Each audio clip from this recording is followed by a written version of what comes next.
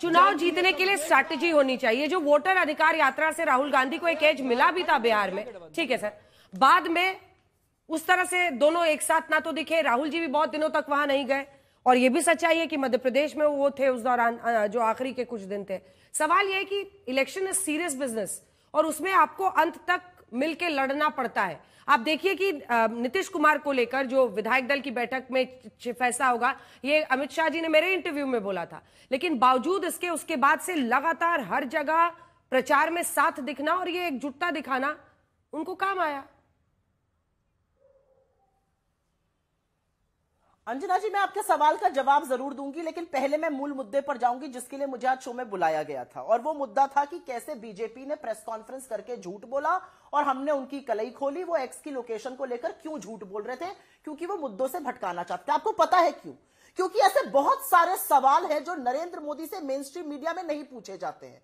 उनसे एसआईआर पे आपने पूछा, अच्छी बात है, लेकिन उनको ग्रिल नहीं किया जाता, उनको कटघरे में खड़ा नहीं किया जाता है, उनसे आंख में आंख डाल के वो सवाल नहीं पूछे जाते। कुछ सवाल और विफलताएं हैं जो सोशल मीडिया पर उनसे पूछी जाती हैं। अब उनको कैसे डिस्क्रेडिट किया जाए, इसलिए इन अकाउंट्स की बात हो रही है। मैं इस शो के अंत तक कोशिश करती रहूंगी कि क्या अडानी ग्रुप, क्या बीजेपी गुजरात एंटी इंडिया है जैसा कि कहा। और यहां पर जेनजी पर वापस जाते हुए आपका सवाल का जवाब देने से पहले एक बात कहूंगी। भगत सिंह और खुदीराम बोस जब फांसी के फंदे से झूल रहे थे तो दो नारे थे, जय हिंद और वंदे मातरम। कितनी बड़ी विडंबना है कि जेनजी, जो हमारे ओरिजिनल जेनजी थे, उनके उन दो नारों जो आज भी हमारे सीने को गर्व से चौड़ा कर देता है, वंदे मातरम और जय हिंद से अब दिक्कत हो गई भाजपाइयों को। राज्यसभा की बुलेटिन का कहना है कि ये दोनों नारे नहीं लेने चाहिए सदन में। जो आजादी का इतना खूबसूरत नारा है, उससे क्या दिक्कत है?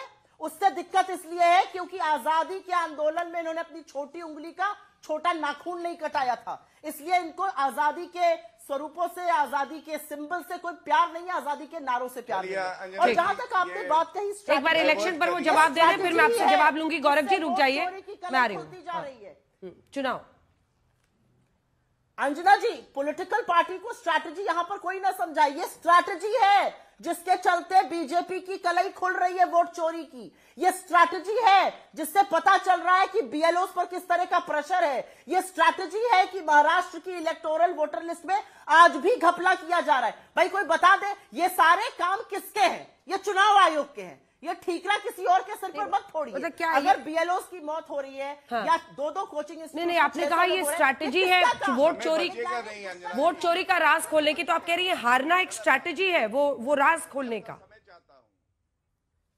नहीं, बिल्कुल नहीं, बिल्कुल नहीं। हार जीत चुनावों में लगी रहती है। मुझे लगता है बीजेपी ने कर्नाटका में स्ट्रैटेजी की होगी, हार गए। बीजेपी की स्ट्रैटेजी तेलंगाना में थी, हार गए। हिमाचल में थी, हार गए। अब गौरव जी, आप तीनों सवालों का जवाब दीजिए। एक तो राज्यसभा के बुलेटिन में वंदे मातरम और जय हिंद जैसे शब्दों पर रोक लगाना, इसी के साथ उन्होंने एसआईआर के मुद्दे पर और जेनजी के मुद्दे पर आपको सवाल पूछा है। नहीं, सबसे पहले तो मैं थोड़ा सा अचंभित हूं कि कांग्रेस के प्रवक्ता को पता था टॉपिक क्या है।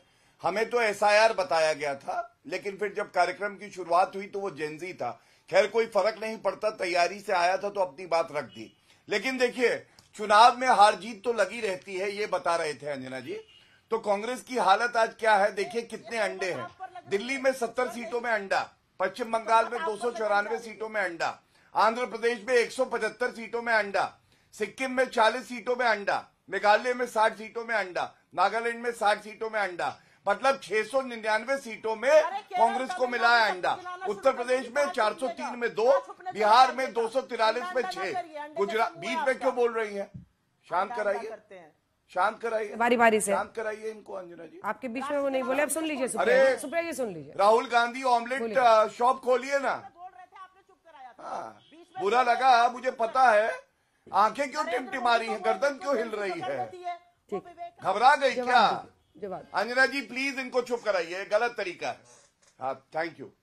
तो ये तो इनकी हार जीत है। अगर इनकी ये हार जीत है, ऐसे ही चलती रहेगी। अब इन्होंने नाम लिया अदानी का। देखिए, रेवंत रेड्डी के साथ अदानी की फोटो है। मैं पूछना चाहता हूं, अगर आप इतने आरोप लगा रही हैं तो ये क्या कर रहे हैं रेवंत रेड्डी के साथ? दोगलापन, दो मुहैया सांप की तरह कांग्रेस पार्टी और राहुल गांधी कहेंगे कुछ करेंगे कुछ, इसीलिए इनकी विश्वसनीयता नहीं है। तीसरी बात महाराष्ट्र की, अरे मैं कहूंगा, सुनिए, चप्पल मिल गई है। वो जो चप्पल ढूंढ रहे थे आनंद दुबे जी, वो चप्पल 55 साल का अपरिपक्व नेता उठा के भाग गया था। और एक साल पहले महाराष्ट्र के नतीजे आए थे, भारतीय जनता पार्टी का 91% स्ट्राइक रेट था और कांग्रेस पार्टी का 16% और उद्धव ठाकरे की पार्टी का 22%। जनता और जेनजी तब भी हमारे साथ थी, आज भी हमारे साथ है। आप जो मर्जी अनर्गल आरोप लगाइए, कुछ होने नहीं वाला। और छोटा सा ये वाला ग्राफिक्स दिखाते हुए सुप्रिया जी एक लाइन का आप दोनों से रिस्पॉन्स लेना चाहती हूँ। ये देखिए, हमने बिहार के चुनाव के बाद कितने किसके विधायक देश में ये दिखाया था। एक बार फुल फ्रेम ग्राफिक्स काटिए जल्दी से। 1642 पर बीजेपी पहुंच गई है और आप 821 से जो शुरू हुए थे वहां से आप 600, ये मैं पिछले 10 सालों की बात बता रही हूँ, 2019 से बता रही हूँ, पिछले 5 सालों के आसपास की। अब देखिए ये स्थिति है 650 पर। आप ये क्या बताता है? ये मैंडेट ही है ना, जनता का ही है ना। जल्दी से सुप्रिया जी। अंजना जी, जो शब्द उन्होंने मेरे नेता के लिए प्रयोग किए, मैं इस उद्धृतता पर तो नहीं आऊंगी कि मैं उन शब्दों का प्रयोग करूं। मैं तो बस ये कहूंगी, जेनजी जानता है कि जो व्यक्ति खड़ा होकर गुरु नानक, कबीर और विवेकानंद को एक ही युग का बता देता है, उसका क्या बौद्धिक स्तर है। जेनजी जानता है कि 140 करोड़ के लोग में जो 600 करोड़ मतदाता ढूंढ लेता है, उसका क्या बौद्धिक स्तर है। जो मुजरे और मंगलसूत्र की बात करता है, उसका क्या उसका क्या मैं